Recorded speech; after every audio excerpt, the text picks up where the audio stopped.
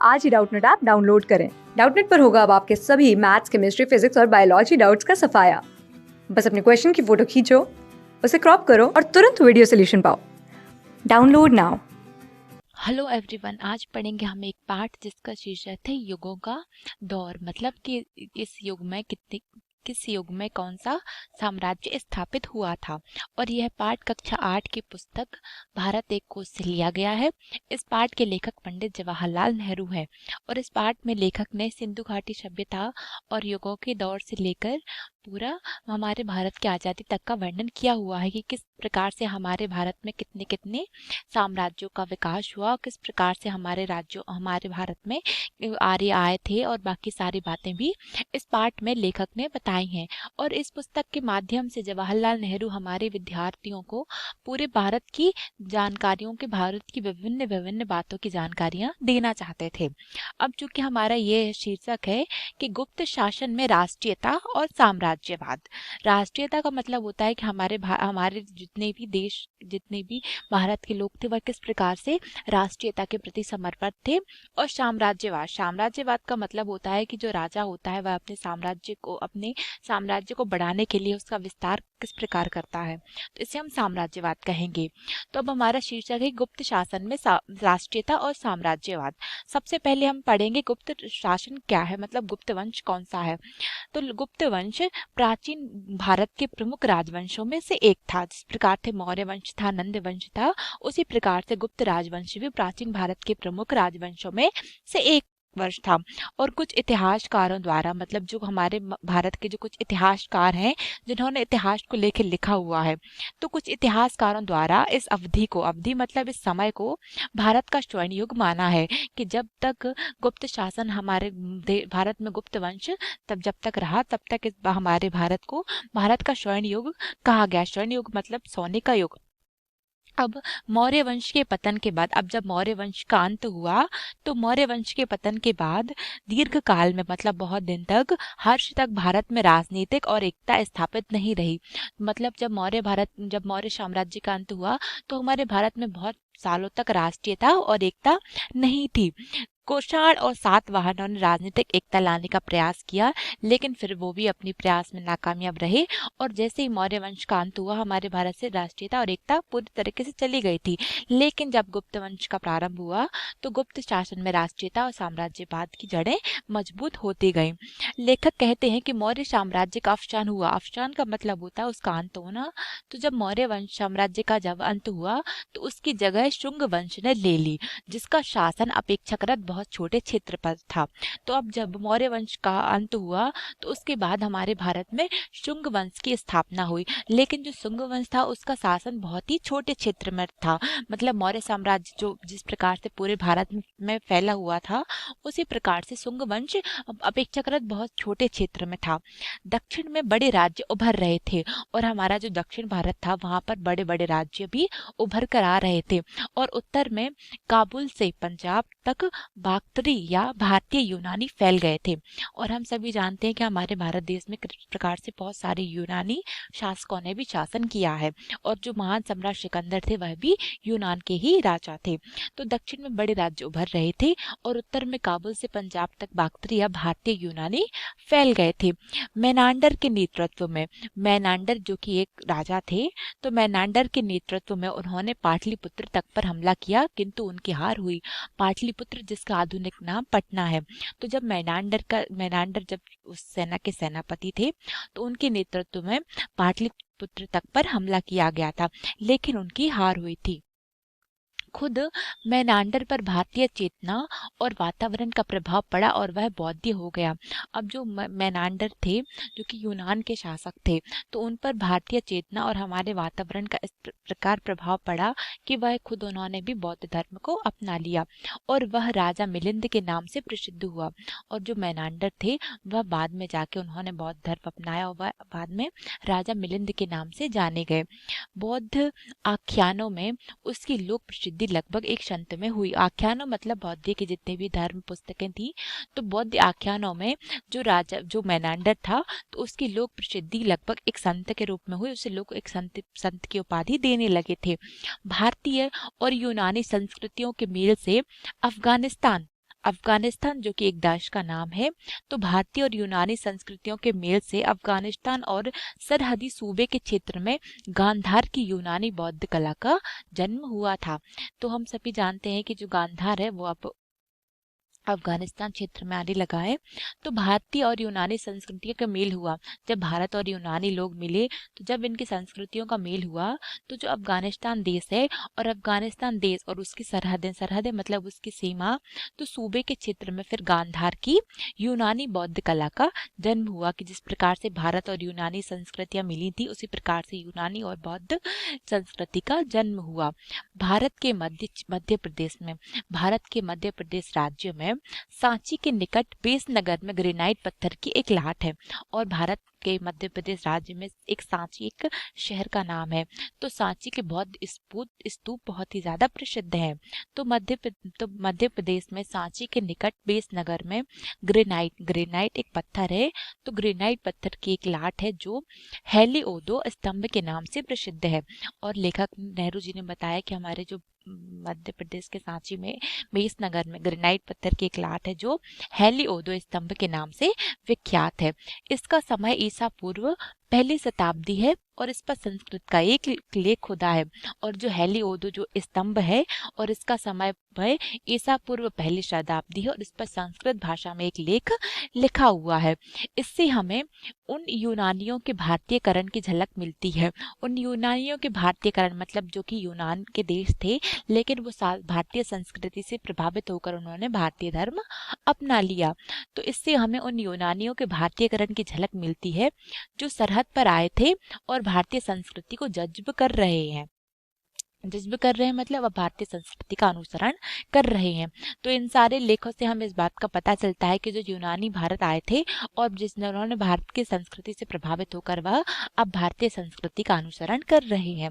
हमारे मध्य एशिया में शक जिसको हम शीदियन कहते हैं और लोग ऑक्सस जिसको हम अक्षु कहते हैं। तो हमारे मध्य एशिया में शक और ऑक्शन नदी की घाटी में बस गए थे। और हमारे मध्य एशिया में सीदियाई लोग जितने भी सीदियन लोग थे वह अक्षु नदी की घाटी में बस गए थे। यू ची सुदूर पूरब से आए और उन्होंने इन लोगों को उत्तर भारत की ओर धकेल दिया। और अब जो यू ची नामक जो भी थे वह पूर्व दिशा से आए थे और उन्होंने सख्त लोगों को मतलब शीदियन लोगों को उत्तर भारत की ओर धकेल दिया था और वहां पर कब्जा कर लिया था। और ये जितने भी शक थे अब बौद्ध और हिंदू हो गए थे। यूएई चियो से एक दल कुषाणों का था। कुषाण जो कि एक वंश था, तो यूएई चियो से एक समूह कुषाणों का भी था। उन्होंने सब पर अधिकार करके उत्तर भारत तक अपना विस्तार कर लिया था और उन्होंने एक एक कर अपने साम्राज्य को बढ़ाया और फिर उन्होंने साम्राज्यवाद के चलते अब उत्तर भारत पर भी अपना विस्तार कर लिया था। उन्होंने शकों को पराजित मतलब हराकर, तो उन्होंने शकों को पराजित करके उन्हें दक्षिण की ओर खदेड़ा। शक काठियावाड़ और दक्षिण की ओर चले गए। दक्षिण एक पठार का नाम है। तो जो शक थे वह अब जिन्हें हम सीदियन नाम से जानते हैं, तो वह अब काठियावाड़ और दक्षिण की ओर चले गए थे। इसके बाद जो कुषाण राजा थे, तो कुषाणों ने पूरे उत्तर भारत पर और मध्य एशिया के बहुत बड़े भाग पर अपना व्यापक और मजबूत साम्राज्य कायम किया। तो चूंकि इस पाठ का शीर्षक है साम्राज्यवाद, तो इसमें बताया गया कि इस प्रकार से जो कुषाण राजा थे, तो उन्होंने पूरे उत्तर भारत और मध्य एशिया के बहुत बड़े भाग पर अपना साम्राज्य स्थापित किया और साम्राज्यवाद को बढ़ावा दिया। उनमें से कुछ ने हिंदू धर्म को अपना लिया, लेकिन अधिकांश लोग बौद्ध हो गए थे।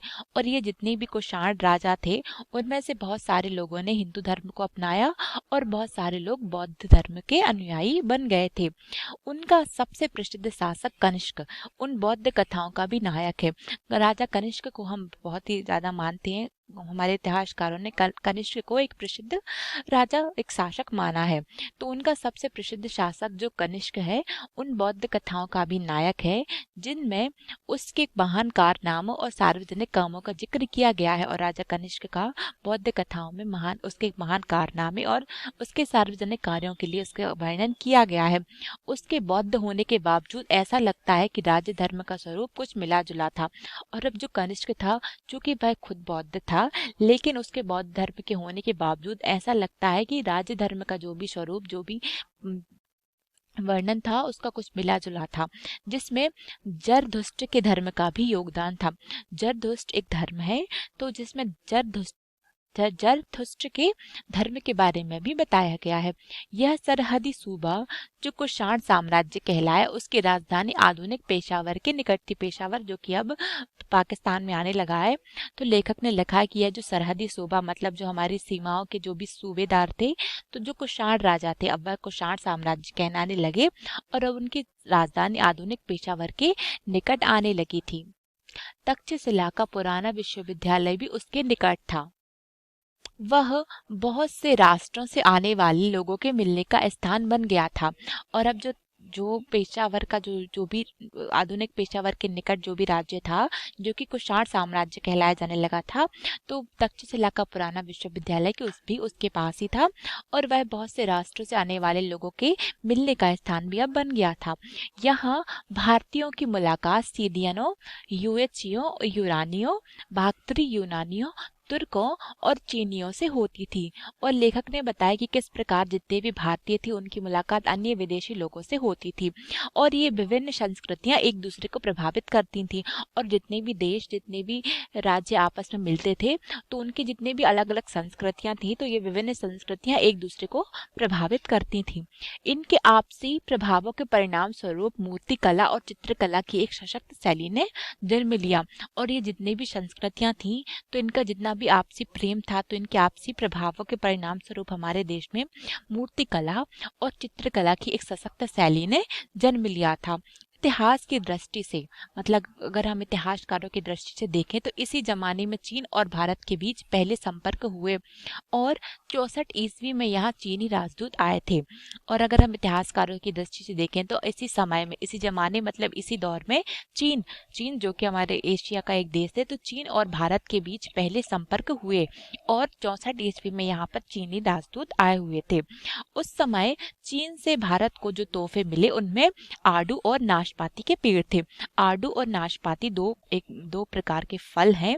तो उस समय चीन से जो हमें भारत को तोहफे मिले वो थे आड़ू और नाशपाती के फल के पेड़ थे। गोबी रेगिस्तान के ठीक किनारे किनारे तूरफान और कूचा में भारतीय, चीनी और ईरानी संस्कृतियों का अद्भुत मेल हुआ था। और लेखक ने हमें इस पाठ में बताया कि हमारे भारत में किस प्रकार से कितनी सारी संस्कृतियां और साम्राज्यवाद का विस्तार हुआ था।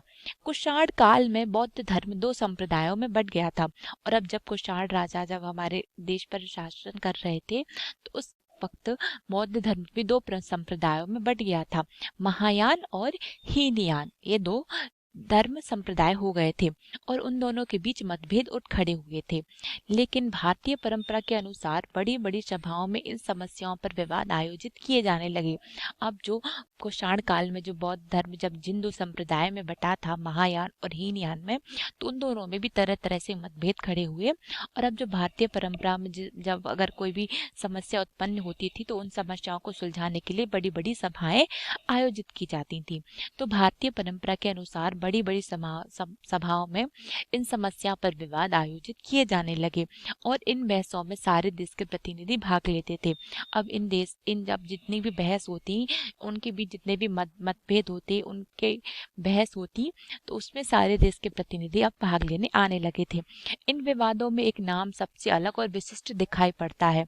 यह नाम नागार्जुन का है, जो ईसा की पहली शताब्दी में आए हुए थे। अब जब महायान और हीनयान को लेकर विवाद चल रहा था, तो जब इसमें सभाएं लग रही थी, तो इसमें हर देश से बहुत सारे प्रतिनिधि भाग लेने आते थे। जब इन विवादों में एक नाम सबसे अलग और विशिष्ट दिखाई पड़ता था, अब जब ये विवाद होते थे तो उसमें एक विशिष्ट नाम दिखाई देने लगा था और यह नाम था नागार्जुन का, जो कि ईसा की पहली शताब्दी में आए हुए थे। और जो नागार्जुन थे उनका व्यक्तित्व महान था। वे बौद्ध शास्त्रों और भारतीय दर्शन दोनों के बहुत बड़े विद्वान थे। अब जो नागार्जुन थे, जो कि एक बहुत बड़े रचनाकार थे, तो वे बौद्ध शास्त्र मतलब हमारे बौद्ध धर्म के शास्त्रों को भी और हमारे भारतीय शास्त्रों के दर्शनों दोनों के बहुत बड़े विद्वान थे। और उन्हीं के कारण भारत में महायान की विजय हुई थी। अब जो महायान और हीनयान नामक जो दो संप्रदाय थे, अब जो नागार्जुन थे, तो उन जो कि वे बौद्ध धर्म और भारतीय दर्शन दोनों के विद्वान थे, तो उन्हीं की सहायता से भारत में महायान नामक बौद्ध धर्म की विजय हुई, मतलब जीत हुई। महायान के ही सिद्धांतों का प्रचार चीन में हुआ। और अब जो महायान है, जो कि बौद्ध धर्म जो दो संप्रदाय में बट गया था, महायान और हीनयान, तो महायान के ही सिद्धांतों का प्रचार अब भारत में भी हुआ और चीन में भी हुआ। लंका और बर्मा, जिसका वर्तमान नाम श्रीलंका और म्यांमार है, वो हीनयान को मानते रहे। अब जो बौद्ध धर्म जो कि जिसके दो संप्रदाय बन गए थे, जैसे कि हमारे इस्लाम धर्म के दो संप्रदाय हैं, शिया और सुन्नी, उसी प्रकार हमारे बौद्ध धर्म के भी दो संप्रदाय बन गए थे, महायान और हीनयान, जिसमें से नागार्जुन के कारण हमारे भारत के बहुत बड़े बौद्ध शास्त्र के ज्ञानी और भारतीय दर्शन के भी बहुत बड़े विज्ञान थे, तो उनके कारण हमारे भारत देश में महायान की जीत हुई।